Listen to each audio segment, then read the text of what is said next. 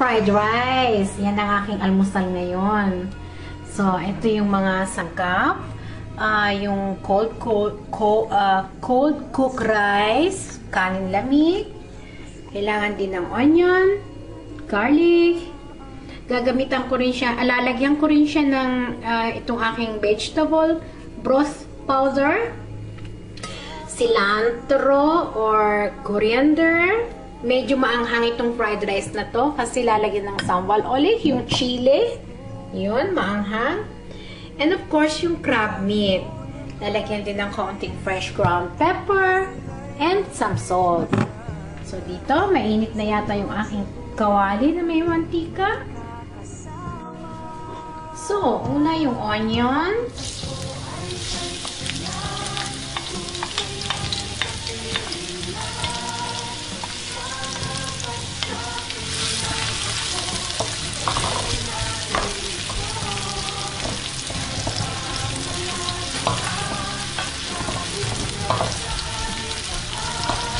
Medyo pinuhan nyo lang yung pagdiwa sa sibuyas.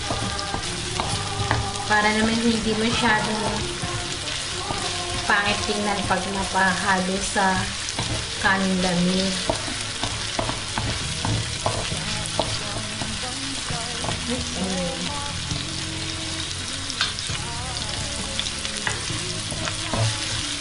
So, then yung garlic. Minced garlic.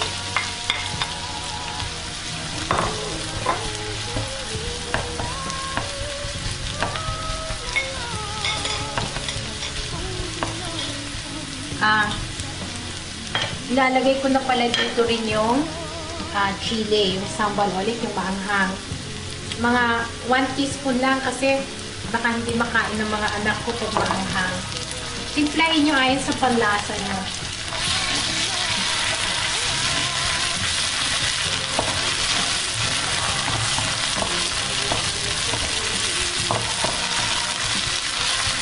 So, ngayon ilalagay yung crab meat.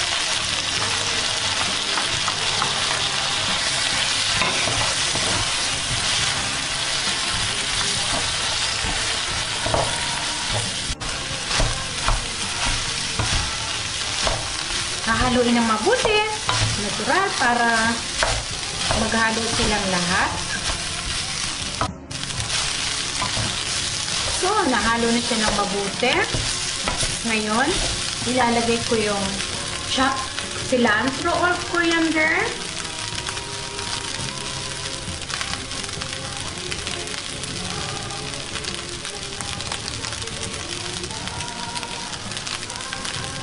Titimplahan ng aking vegetable broth powder. Kung wala kayo nito, pwede yung mga kagaya ng beef broth cube o kaya yung chicken broth cube. Pero ako yung nilagay ko yung vegetable broth powder. Meron din yatang vegetable broth cube. Some salt. Fresh ground pepper.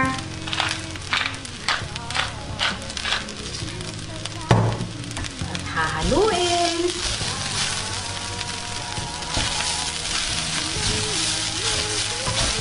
Bango na.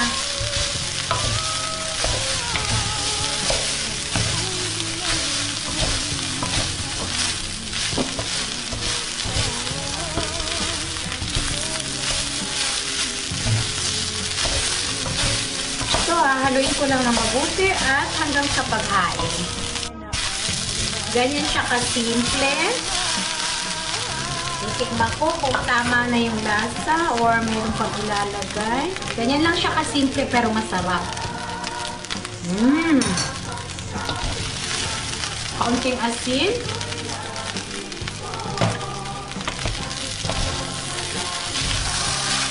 Isi-serve ko ng kasama nga yung egg at cucumber.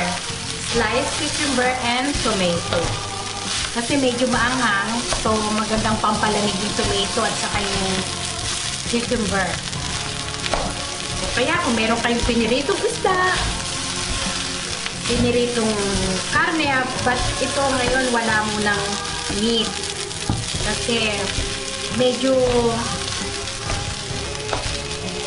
magbabalance diet. Hindi palaging may karne. Okay. So, uunahin ko yung egg na pang side dish ng aking crab meat fried rice.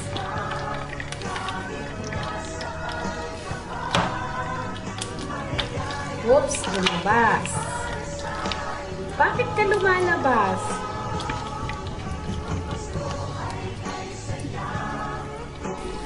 Okay! Ito na siya, ang aking crab meat fried rice. Yan. Merong egg, tomatoes, at slice na cucumber. Kasi medyo maanghang yung yung fried rice. So, yan ang pang-contrast doon sa anghang niya. Okay. What is that? Okay.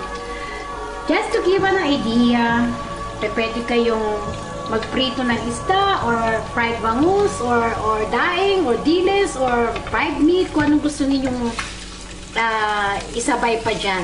Pero ako, tama na yung ganyan lang. Okay.